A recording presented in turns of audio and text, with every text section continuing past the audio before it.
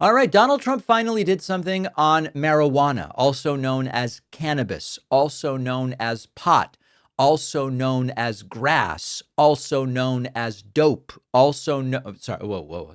I went into a little talking point coma there.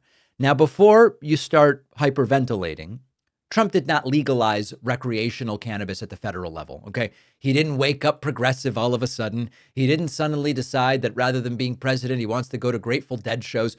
What Trump did is sign an executive order moving cannabis out of the most restrictive federal drug category. He is rescheduling cannabis. This is a big deal. Here's what Trump said. At the same time, the facts compel the federal government to recognize that marijuana can be legitimate in terms of medical applications when carefully administered. In some cases, this may include the use as a substitute for addictive and potentially lethal opioid painkillers. And they cause tremendous problems. This can do it in a much lesser way, can make people feel much better that are living through tremendous pain and problems. 40 states and multiple U.S. territories have already recognized the use of medical marijuana. This reclassification order will make it far easier to conduct marijuana-related medical research, allowing us to study benefits, potential dangers, and future treatments. All right, so you get the idea. Trump signs an order reclassifying cannabis from Schedule 1 to Schedule 3 under federal drug law. This is about medical. We have been saying that this is not the solution, but it is a necessary and important step. Schedule 1 means the government says this is a drug with no medical value and high risk for abuse. That's where cannabis has been for decades alongside heroin. That doesn't really make sense. Schedule 3 is for drugs with recognized medical uses. And that includes, by the way, ketamine, certain prescription pain medications, and others. So under Trump, the federal government is acknowledging cannabis has legitimate medical uses. It should not be in the same category as heroin. That's good news. We agree with that. Now, what else is there behind this? Well, first of all, what will this allow? Number one, medical research. Researchers have said cannabis was strangled by federal law. Now it'll be easier to go in and actually do some of the research that many have been saying should be done. Number two, this will reduce some federal tax and banking penalties, which have been really damaging to legal cannabis businesses for a long time. So in states where cannabis is legal, but businesses are treated like criminals by the IRS and banks, this will alleviate that. And then number three, this order also allows a pilot program which will reimburse Medicare patients for CBD products. That's another acknowledgement of a cannabis-derived product that is going sort of mainstream. All of that is good.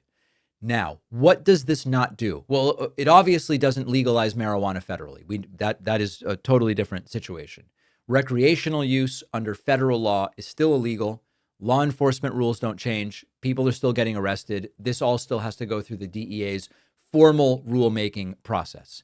Now, if you're thinking, wait a second, I thought Trump was the law and order guy, you're right. And that raises the question, why did he do this? Because for a long time, in the right wing, law and order and decriminalization, rescheduling of cannabis, all of this stuff, those were considered at odds. If you're for law and order, keep everything illegal. So a couple things I believe are going on. Number one, there is a political reality in the United States. A majority of Americans support legalization in some form, certainly decriminalization. This is not a fringe issue anymore. That's number one.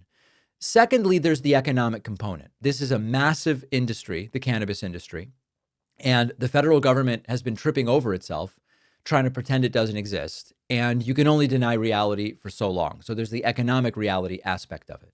That all being said, it's 2025. And I think that this alone falls very short of what we should be doing. So what I think this is really about, it's not criminal justice reform. It's not legalization. It is a real tangible shift. But I want to bring up something else potentially related to the notion of anti-war Trump and our earlier discussion about sending troops to Venezuela potentially. This change, and this still has to be figured out. The devil is in the details. This change would potentially allow anyone with a medical prescription for cannabis to join or remain in the military, or if you're a vet, to be called back to service if you are using cannabis for pain management with a prescription. It could also mean that people with past drug charges related to cannabis could be eligible for military recruitment. So I'm not saying Trump is rescheduling cannabis as part of his plan to invade Venezuela.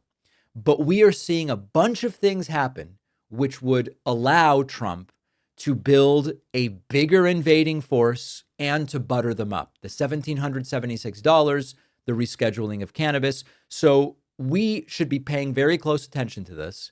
I, quite frankly, have never really believed that Trump cared in particular about cannabis. You know, Trump is, he's talked about how because his late brother was an alcoholic, that Trump never touched anything. No drugs, no alcohol, no anything. I think Trump kind of sees all of it more or less the same way. And I think that this is mostly reflective of a political sea change. But in the back of my mind, I'm wondering, is Trump trying to widen the potential pool of people who could be deployed to Venezuela by taking medical use off of the table as something that would prevent you from being deployed? Thinking out loud here. I want to hear your thoughts. Send me an email to info@davidpakman.com. Appreciate you watching. Stick around for this next video and don't forget to hit subscribe so you actually see our uploads. You can also catch the full podcast on Spotify and Apple Podcasts.